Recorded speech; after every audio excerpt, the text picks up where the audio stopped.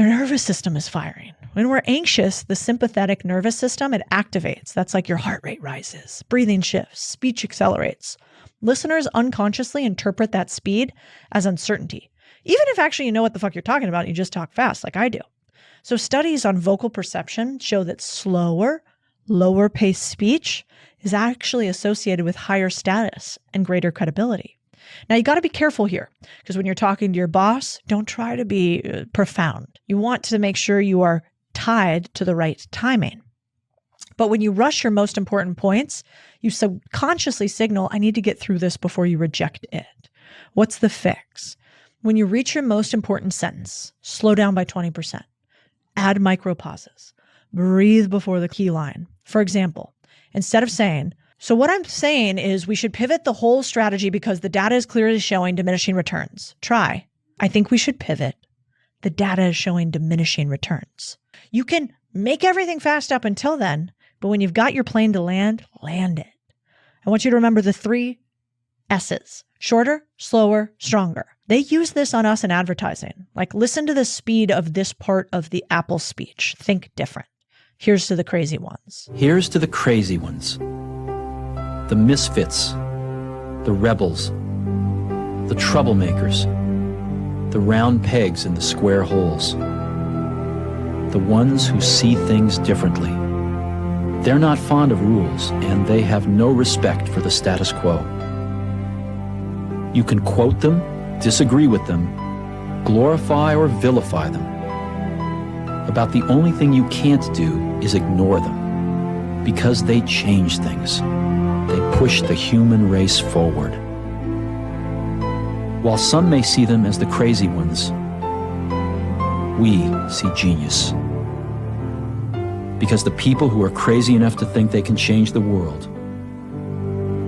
are the ones who do.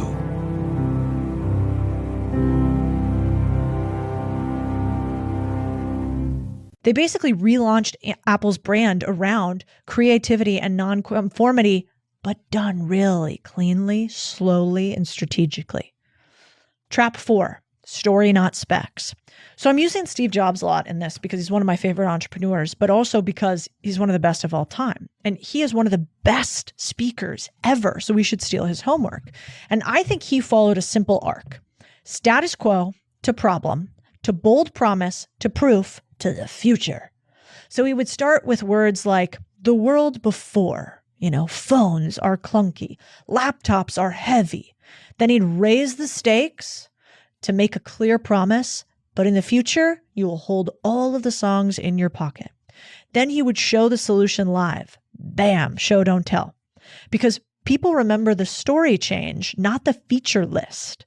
So you see, when you lead with ruthless simplicity, you can actually tell a story. Steed's slides and language were stripped down. Few words on screen, big visuals, almost no bullets. I want you to think of short, concrete phrases instead of jargon, like, it just works. Or once on stage, he's just said, gorgeous. Because the story was simple, the audience, they had the bandwidth to feel it in their brain. One of my favorites on Jobs was a speech that he gave on connecting dots at Stanford. And he has a couple lines I love. He's talking about when he does calligraphy and he learns computing and coding and he puts them together and he creates maybe the world's most valuable company. And he says, you have to trust in something, your gut, destiny, life, karma, whatever, because believing that the dots will connect down the road will give you the confidence to follow your heart even when it leads you off the well-worn path. And that will make all the difference. Trap 5, being a show-off. This one hurts because it's actually hard for me. It's really tempting to play it cool. You should actually be a show-off. The people who win in life are not the ones in the shadows. They are the ones who actually demonstrate what they do. I was just on a podcast with Bill Gurley, one of the best investors of all time. And he told me something fascinating about the founder of WeWork, Adam Neumann. He said when he first met him in his Series A, so the company basically had nothing in existence. His company, Benchmark, had never done a real estate transaction. That's what this guy was asking him to do. But he goes, within the first few minutes, I knew I was going to invest in Adam and I was going to invest millions because he was such a showman. Think about who the president is right now, whether you like him or hate him. Donald Trump is a showman. Think about who's the richest man in the world right now, whether you like him or hate him. Elon Musk is a showman. So you actually need to flex. You know more than most people in the room. You've read the research. You understand the second order effects. You're smarter than you're giving yourself credit for. So flex it. I don't want you to reference obscure frameworks. I don't want you to add theoretical layers that aren't necessary, because I want you to get recognized. But research on the illusion of explanatory depth and communication shows that the simpler you are, the more intelligent you are perceived. So the smartest communicators, they actually reduce complexity. They don't amplify it. Einstein supposedly said, if you can't explain it simply, you don't understand it well enough.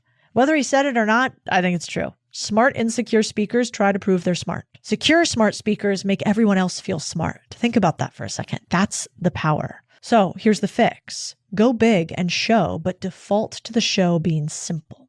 Clarity beats cleverness every time. Trap 6, obsessive rehearsal. Most people think great speakers are born with it. They are not. They are the ones willing to rehearse more than is reasonable. Psychologist Anders Ericsson spent decades studying world-class performers like violinists, chess players, athletes, surgeons, all of it. And his conclusion, and uncomfortable for everyone who likes the idea of quote-unquote talent, the main difference between the elite and the average wasn't who they were. It's how they practice. By age 20, the best violinists in his studies had put in more than 10,000 hours of focused practice. The merely good ones had about 4,000. Same instrument, same age, totally different outcomes. And later research really refined the picture. Practice isn't the only factor. Like deliberate practice. That explains roughly 1/5 to 1/4 of the performance gap between pros and amateurs. In other words, if you line up 100 people, a big part of why the top 5 look superhuman is they simply have done it more on purpose for longer. Public speaking, no different. Speaking well every day, no different. The speakers who don't rehearse are the ones who ramble, run out of time, panic, and have a voice in their head telling them that they're not saying the right things coming out of their mouth.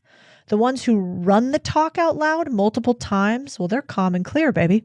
So when you watch someone who seems effortlessly good on stage, you're actually seeing something else entirely. Hours of practice, hours of cutting out weak examples, hours of practicing the pause after the key line. So I don't want you to feel like you either have talent or you don't. You can make it. And if you want to see nobody better, go look at Steve Jobs. I mean, one of the best speakers of all time. But did you know he would say the natural delivery, he engineered it. People inside Apple say he rehearsed keynotes aloud for hours and even was so specific down to fonts and demo beats. Because the material was internalized, he could look at people move and improvise around this sort of solid spine of his speeches. But, the best shorthand for how he speaks and why he's heard is the fact that he practiced for a really long time. Trap 7, constant self-deprecation. This one is common among us high performers. You joke about being bad at things. You downplay wins. You undercut compliments.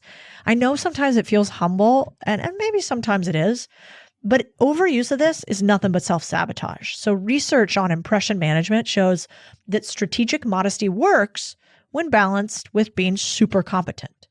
But the problem is chronic self-deprecation actually lowers your perceived ability, especially among people who don't know you yet. So there's actually a fabulous study on self-promotion versus modesty in job interviews. It's by Godfrey, Jones, and Lohr. And what they studied, the researchers wanted to test how different self-preservation strategies affect how people perceive you. Like, does modesty increase likability, for instance? So how did they do it? The participants acted as evaluators in a mock hiring scenario. They watched videotaped job interviews where applicants used different communication strategies: self-promotion, ingratiation, modesty, neutral controlled condition. The actors delivered identical qualifications, no different, right? Same resume, same background, same everything, except the style of delivery changed. After watching, evaluators rated the candidates on competence, likability, hireability. What do you think happened? Self-promotion increased ratings of competence, intelligence, and recommendations for hiring. Slight decrease in likability if too strong, but not that much. Ingratiation and modesty increased likability, but actually didn't increase competence, reduced perceived capability, and also reduced likelihood of them being referred for hire. The key insight: strategic self-promotion actually gets you hired.